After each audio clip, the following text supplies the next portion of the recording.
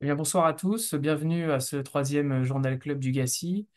Donc, on a le plaisir de présenter cette session avec les docteurs Antonin Trimaille du CHU de Strasbourg, le professeur Jérôme Souterrain du CHU de Clermont-Ferrand et moi-même à l'hôpital Bichat à Paris. On va parler d'une étude sur le TAVI à nouveau, notion 2, qui va nous permettre de voir un peu les perspectives d'élargissement du TAVI dans les populations très jeunes à bas risque et voir un peu si l'anatomie par bicuspidie est possible dans cette indication. Donc, on vous rappelle ici les différents réseaux sociaux sur lesquels vous pouvez suivre le groupe du GACI et les jeunes du GACI, donc n'hésitez pas à suivre notre actualité. Voilà, je laisse la parole maintenant à Antonin pour la présentation de l'étude. Merci beaucoup Alexandre. Bonsoir à tous. Donc effectivement, je vais vous présenter en quelques minutes l'étude Notion 2, donc une étude qui a été présentée à l'EuroPCR en mai dernier, présentée simultanément dans l'European Heart Journal. Alors juste, je ne vais pas défricher la discussion qu'on aura après avec le professeur Souterrain, mais pour replacer cette étude dans son contexte, je voulais vous rappeler les recommandations européennes et américaines sur la prise en charge du rétrécissement aortique sévère. Donc, pour commencer avec les recommandations européennes, elles proposent la réalisation en première intention d'une chirurgie chez les patients d'un âge inférieur à 75 ans et à bas risque chirurgical, et plutôt d'un TAVI en première intention chez les patients de plus de 75 ans et ou à risque chirurgical intermédiaire ou élevé.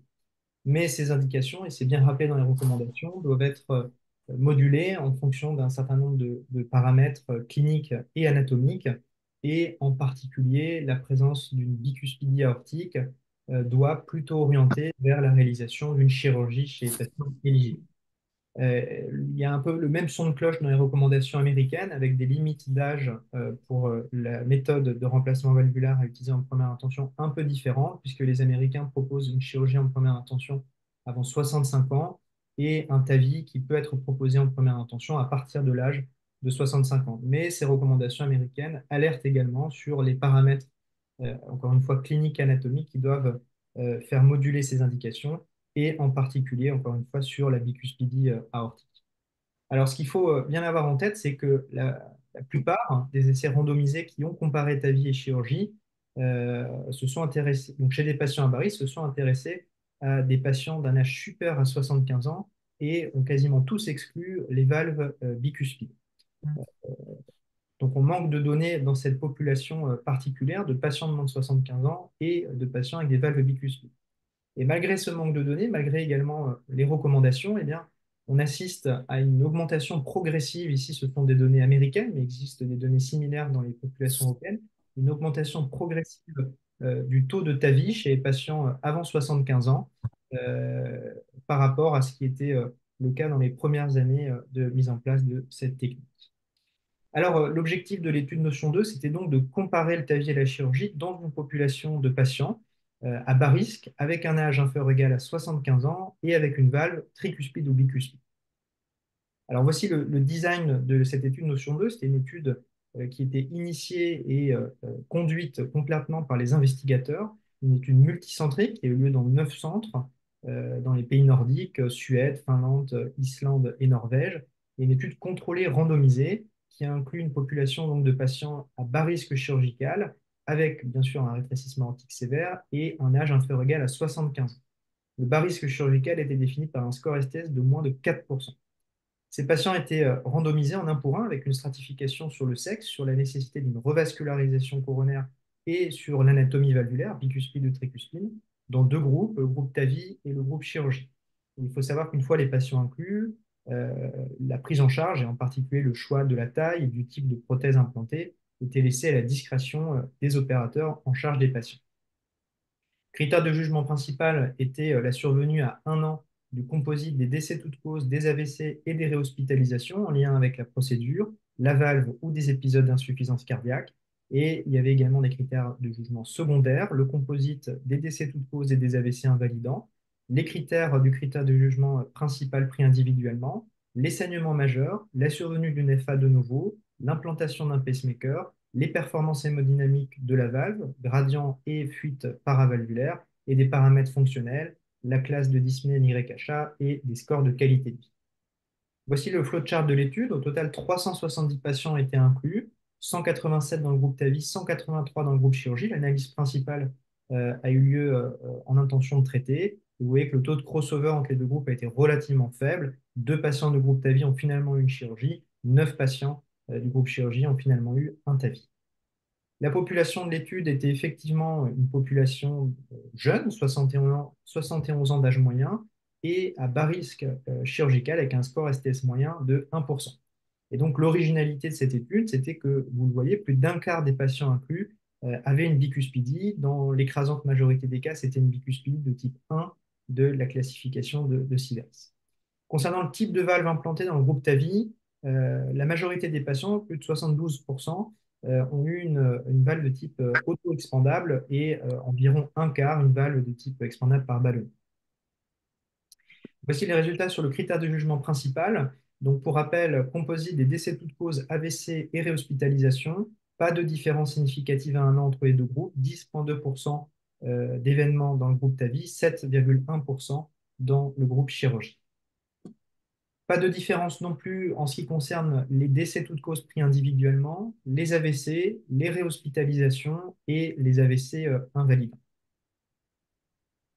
En revanche, on observe un taux d'AVC non invalidant plus important dans le groupe TAVI, 3,7% que dans le groupe chirurgie, 0,5%.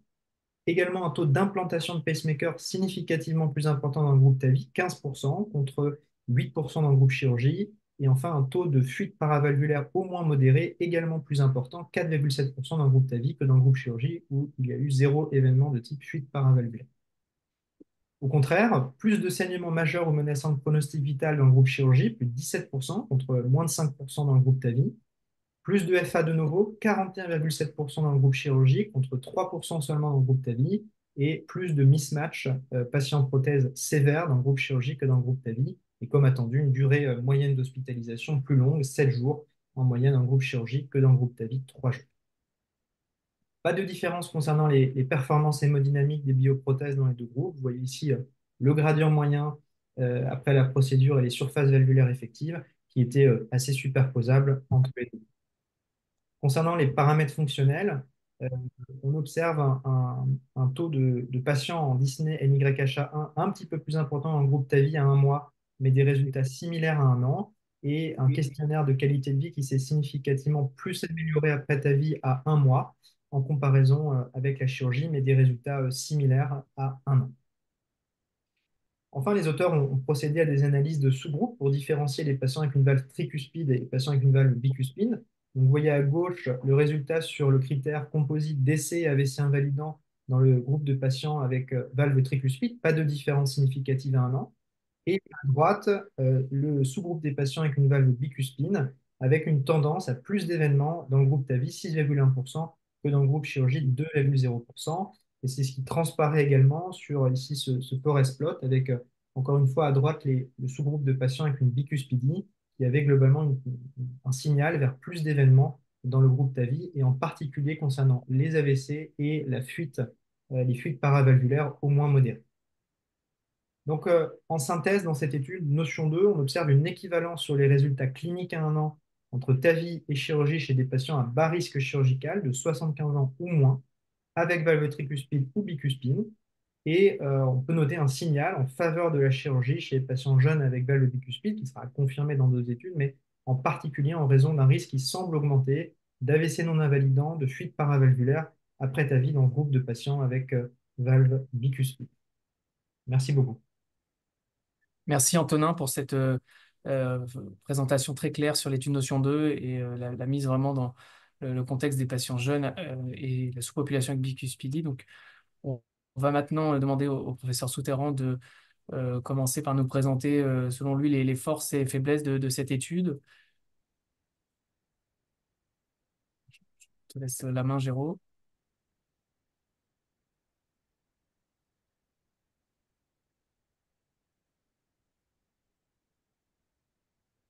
C'est bon, vous avez mon écran?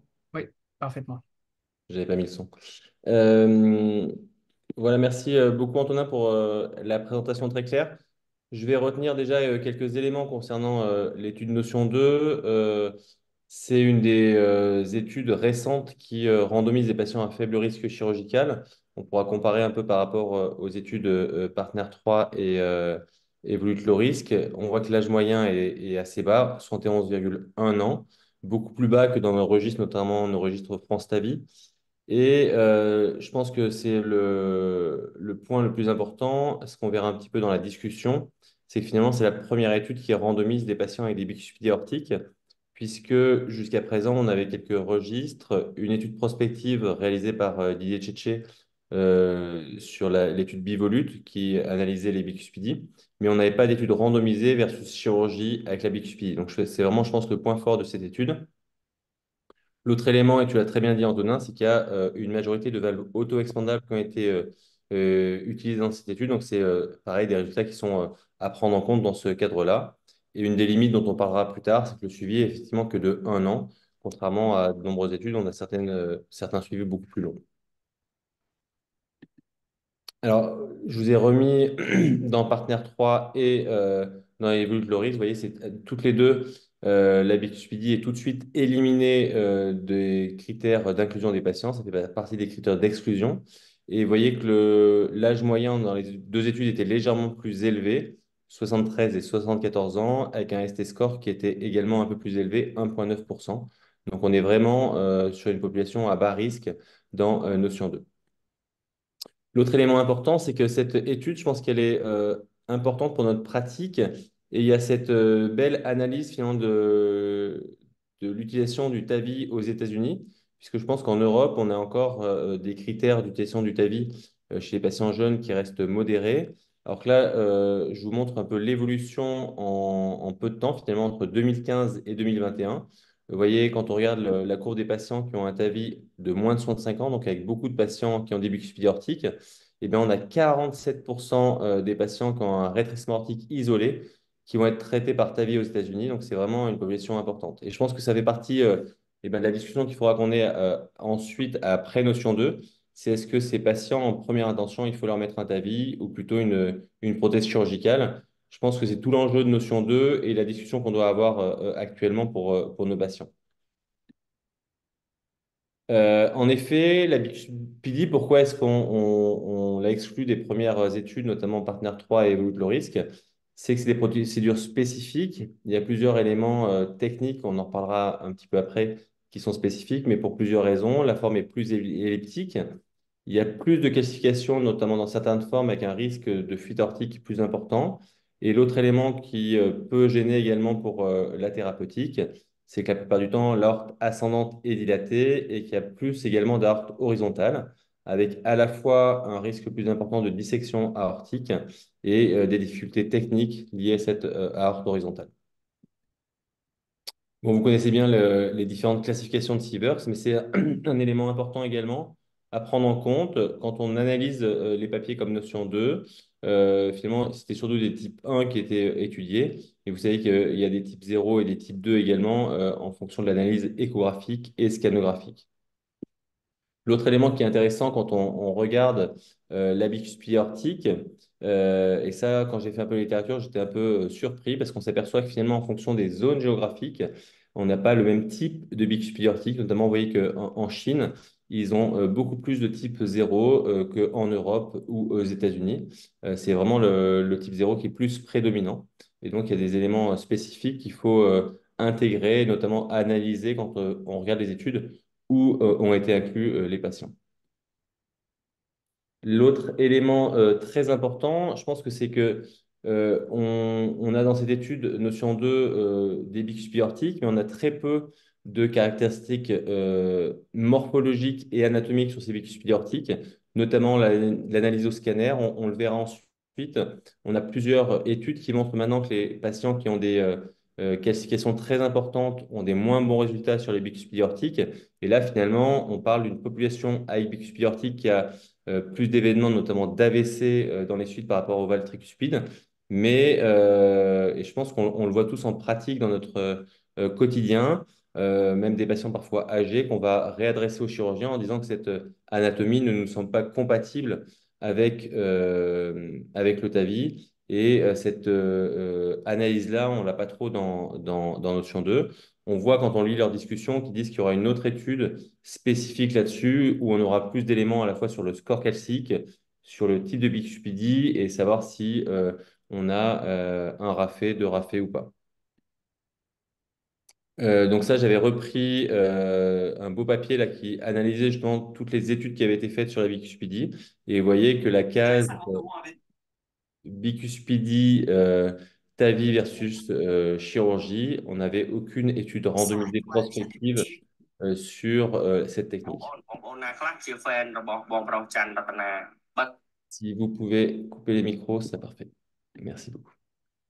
Et vous voyez que sur le suivi à un an, on a des données, mais très peu d'études randomisées. Et ce qui est intéressant de nouveau, c'est quand on regarde le type de bicuspidie qui a été étudié pour le TAVI, c'est essentiellement des bicuspidies de type 1. Alors, concernant les résultats, ce qui nous frappe finalement dans Notion 2, c'est qu'on a plus d'événements, notamment d'AVC, dans le groupe bicuspidie par rapport au groupe valve tricuspide et par rapport à la chirurgie. Et je trouve que ce papier est intéressant et c'est pour ça que je vous disais que c'est important d'avoir des notions par rapport au type de Bixby, notamment aux calcifications. Dans cette étude, ils ont regardé en fonction du degré de calcification.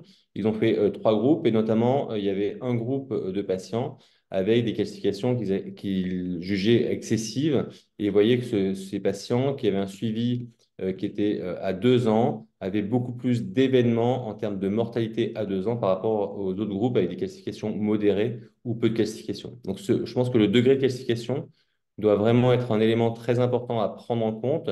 Et cet élément-là, malheureusement, on ne l'a pas pour l'instant dans Notion 2. Je pense qu'on l'aura dans la suite. L'autre élément, on a vu que, on avait plus d'AVC dans le groupe bicuspidie aortique par rapport aux valves tricuspides et à la chirurgie. Est-ce que c'est quelque chose qu'on a déjà comme notion?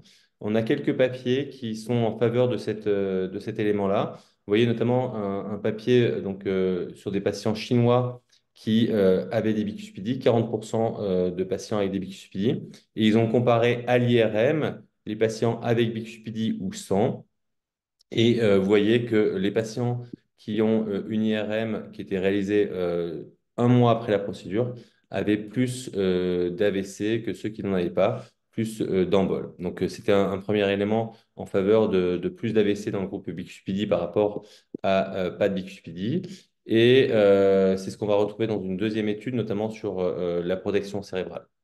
Alors, si on voulait retenir quelques éléments importants de Notion 2, je pense que c'est vraiment une étude qui est intéressante pour la bixby aortique, qui, je pense, à l'heure actuelle, doit nous faire réfléchir quand on inclut les patients qui ont une bixpidie. Et ça montre bien qu'il ne faut pas, je pense, tous les inclure, mais vraiment être très regardant. Et même les patients âgés, ne pas hésiter à les renvoyer en chirurgie si on pense qu'on n'aura pas un bon résultat clinique avec le TAVI. L'autre élément, c'est qu'il faut prendre en compte que c'est surtout des type 1 dans Notion 2, vous voyez, c'est 92%.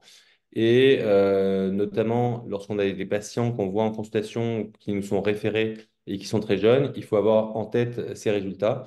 Et je pense que si on ne veut pas aller dans un mauvais sens pour notre technique, il faut également nous qu'on soit tout à fait pour l'instant prudent et ne pas hésiter à les envoyer en chirurgie si on n'a pas en tête qu'on a des bons résultats. L'autre élément de discussion dans Notion 2, et je pense que c'est ce qui était ressorti aussi au TCT et au PCR dans les discussions, c'est faut-il utiliser chez ces patients une protection cérébrale? On sait qu'en France, pour l'instant, on n'a pas de remboursement, donc ce qui en fait une limite pour l'indication. Dans Notion 2, ça a été utilisé dans 15% des cas, mais pour l'instant, on n'a pas d'étude qui a validé l'indication de la protection cérébrale. Donc, ce serait peut-être aussi une idée de faire une étude randomisée chez les patients qui ont une bicuspide aortique, utilisation de la protection cérébrale, oui ou non, pour voir si on a une différence significative entre ces deux groupes-là. Et ce qui va un peu en faveur, c'est qu'on a eu une étude qui a montré, je crois que c'est juste après, qui a montré que quand on avait une protection cérébrale, on avait plus d'éléments de grosse taille qui étaient retrouvés dans le fil de protection. Puisque, vous voyez, quand on regarde les résultats, ce que tu nous as montré tout à l'heure, quand on compare le groupe chirurgie par rapport au TAVI, c'est vraiment les AVC qui font tirer les événements vers le haut. Donc, c'est vraiment cet élément-là qu'il faut prendre en compte. Avec, on a également beaucoup d'études qui, sur l'analyse scanner, arrivent à anticiper également ces complications d'AVC. Et donc, je pense que c'est vraiment ce qui manque à l'heure actuelle dans ces études. Les limites de l'étude, on a vu au départ que l'utilisateur, finalement, l'opérateur choisissait le type de valve qu'il souhaitait et que dans presque trois quarts des cas, c'était une prothèse auto-expandable. On n'a pas vraiment de critères anatomiques. On sait que pour le choix de la prothèse dans la BQI, c'est très important puisqu'on a le choix à la fois sur l'anneau et sur la distance intercommissurale. Et c'est des éléments qui sont très importants et qui ont déjà été publiés. Et pour l'instant, dans Notion 2, on n'a pas du tout d'éléments là-dessus. L'effectif est faible, mais on a quand même une belle publication dans un journal de haut rang, puisque c'est la première étude randomisée sur les bicuspides aortiques. Donc, je pense que c'est pour ça que ça a été, malgré un effectif plus faible que dans certaines études, que ça a été publié dans l'European Heart Journal. L'autre élément qui a été mis en lumière dans la discussion, c'est que finalement, on a plus d'AVC dans le groupe TAVI, mais est-ce qu'il n'y a pas aussi un biais, puisque les patients qui avaient une chirurgie cardiaque étaient faits sous anesthésie générale, et les AVC précoces, notamment les AIT, ont pu être loupés, puisqu'ils pouvaient être mis sur le compte de l'anesthésie générale. Et donc, c'est un des éléments qui peut être également, qui a pu tirer les événements vers le haut dans le groupe TAVI, puisqu'il n'y avait pas d'imagerie systématique dans ces groupes, ce n'est pas toujours des IRM qui ont été faites, comme dans certaines études. Et là, vous voyez, c'est ce que je vous disais tout à l'heure, c'est que quand on avait fait des analyses sur le filtre qui a été utilisé avec le système Sentinel dans cette étude publiée dans Euro Intervention en 2021, vous voyez qu'on avait plus d'éléments avec des particules de grosse taille lorsqu'on avait une bicuspidie avec un risque relatif qui était pratiquement de 3. Donc, c'est un élément important à prendre en compte, que déjà, on a des éléments avec deux études qui nous montrent qu'il y a peut-être plus d'événements emboliques cérébraux sur des bicuspides que sur des valves tricuspides. Voilà pour mes réflexions concernant cette belle étude. Et je pense qu'elle est importante à connaître parce que dans notre pratique quotidienne, elle peut vraiment jouer sur notre choix thérapeutique. Merci beaucoup, Géraud, pour cette analyse très complète. Donc, on a eu quelques questions dans le chat. Première question d'Oriane qui dit que finalement, cette étude, au départ, n'était pas forcément designée pour étudier les sous-populations bicuspides. Ça a été une analyse qui n'était pas préspécifiée. Donc, est-ce que pour toi, on peut quand même en tirer des conclusions robustes ou ça mérite d'être validé dans une étude vraiment designée pour ça, ou on a déjà suffisamment d'éléments pour pouvoir se dire pour l'instant, la bicuspidie chez le sujet jeune, c'est plutôt chirurgical. Moi, mon avis pour l'instant, c'est qu'il faut être très prudent et qu'au vu des résultats à l'heure actuelle, il faut, à mon avis, les envoyer plutôt en chirurgie. Après, c'est toujours effectivement du cas par cas et bien analyser l'anatomie. La question est tout à fait pertinente puisque effectivement, on le voit d'ailleurs dans l'étude, hein, on n'a pas de spécification vraiment importante là-dessus. Mais finalement, ça a permis d'avoir un papier de haut rang puisque c'est la première étude randomisée sur le sujet. Mais au vu des résultats, et c'est ce qui a également été dit au TCT dans les discussions, c'est qu'il faut vraiment, à mon avis, freiner là-dessus, sur ces indications de TAVI, sur des valves bicuspides chez les patients jeunes, comme ce qu'on a vu un peu sur les indications aux États-Unis. Parce que si on n'a pas des résultats qui sont adéquats, et ben après, on va nous dire que on n'est pas, on n'est pas bon justement sur cette population. Donc, je pense qu'il faut vraiment attendre encore d'avoir d'autres études pour pouvoir comprendre un peu mieux quels patients vont bien répondre, je pense, au TAVI et quels patients sont plutôt à adresser en chirurgie. D'accord. Donc, tu penses qu'on peut encore décortiquer cette population bicuspide avec des sous-groupes, avec des anatomies quand même favorables au TAVI, qui sont très peu calcifiées, avec une aorte qui n'est pas dilatée, enfin, qui n'ont pas vraiment de complexité percutanée qui pourrait permettre d'avoir quand même de bons résultats? Tout à fait. Je pense que notamment les patients peu calcifiés sont vraiment les patients qui pourraient profiter du TAVI, à condition, pareil, d'avoir des anatomies qui soient compatibles. On voit parfois des anneaux très très larges et on sait dès la visualisation du scanner qu'on n'aura pas des bons résultats. Donc ces patients ne sont pas les bons à faire. Par contre, il y en a qui ont des anatomies qui sont tout à fait compatibles au TAVI et je pense qu'il y aura des bons résultats. Et on attend avec impatience, justement, ils l'ont dit dans la discussion de Notion 2, l'analyse spécifique des BICUSPIDI pour voir, je pense que ça va être vraiment intéressant, voir lesquels auront des résultats qui sont tout à fait convenables ou ceux qui auront des moins bons résultats avec la chirurgie. Et la deuxième question par rapport à Notion 2, c'est effectivement l'utilisation d'un système de protection cérébrale de Oui, manière oui, plus habituelle quand on a une bicuspide aortique. très bien. Voilà, je vois qu'il y a pas mal de gens connectés. N'hésitez pas à prendre la parole si vous avez d'autres questions. Ouais, le but, c'est que ce soit le plus interactif possible, donc n'hésitez pas à nous poser les questions que vous souhaitez.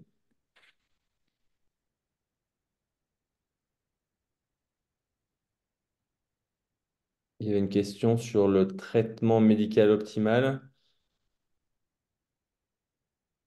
Si ça peut améliorer les résultats post-TAVI et notamment la rééducation cardiaque, il y a pas, on n'a pas actuellement de notion très claire là-dessus. Il n'y a pas eu d'études spécifiques là-dessus. Et une autre question, Géraud, assez intéressante sur le risque d'embolie prothétique. Est-il plus important en cas de bicuspidie? Ça rejoint un peu ce qu'on disait avant. Oui, tout à fait. Alors notamment, je pense que ça fait partie aussi de la procédure technique. Souvent, on a tendance à réaliser plus souvent de prédilatation aussi avec les patients qui ont des bicuspides aortiques.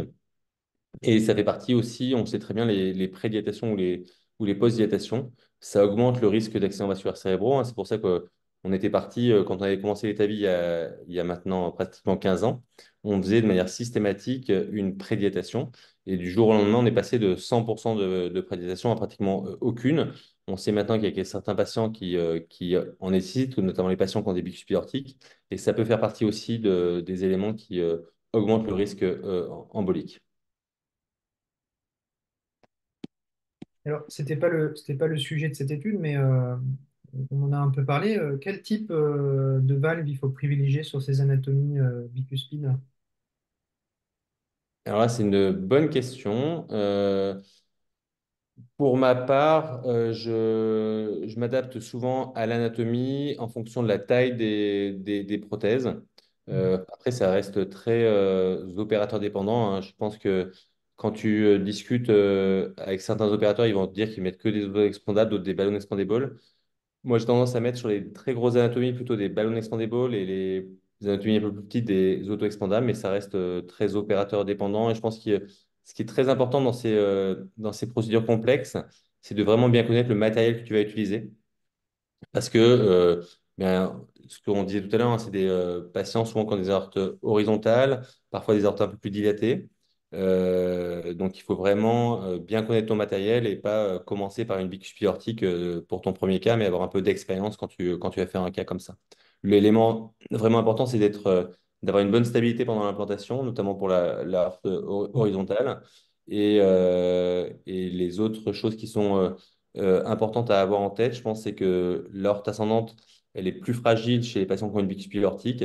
Moi, j'ai déjà eu une dissection aortique sur une fois une récupération de prothèse. Donc, il faut vraiment être très à distance de la paroi aortique quand tu fais tes manœuvres et les faire avec pas mal de stabilité. C'est pour ça que le positionnement du guide rigide est très important.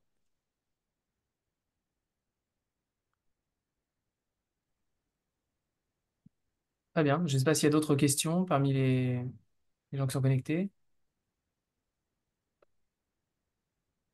Non, bah, écoutez, s'il n'y a pas d'autres questions, je pense qu'on peut conclure de ce Journal Club. Merci en tout cas pour votre présence. Donc, on va vous donner rendez-vous pour les prochains Journal Club au mois de septembre, où on fera une synthèse des hotlines qui sont présentées à l'ESC, notamment les nouvelles recommandations sur le syndrome coronaire chronique. Donc, on vous donne rendez-vous à ce moment-là. Suivez-nous sur les réseaux sociaux, vous aurez toutes les informations. Merci à tous, merci, Merci Antonin de merci Géraud. Merci beaucoup.